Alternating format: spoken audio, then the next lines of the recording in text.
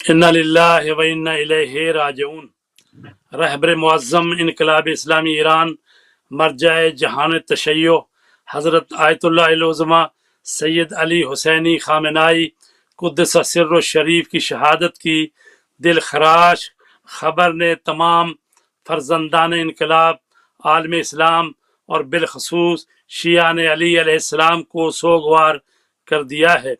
ماہ رمضان میں روز وفات حضرت ختیجۃ الکبریٰ سلام اللہ علیہا سے متصادف اس شہادت نے تمام امت مسلمہ کو غمگین کر دیا ہے۔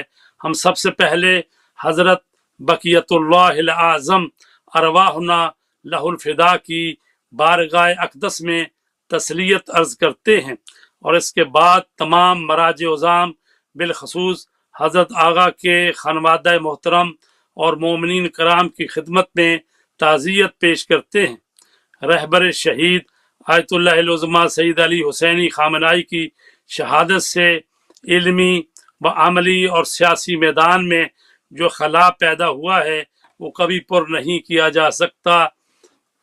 شہید کی جو موت ہے وہ قوم کی حیات ہے۔ اسی کے ساتھ ہم ایک مرتبہ پھر تعزیت و تسلیت عرض کرتے ہیں۔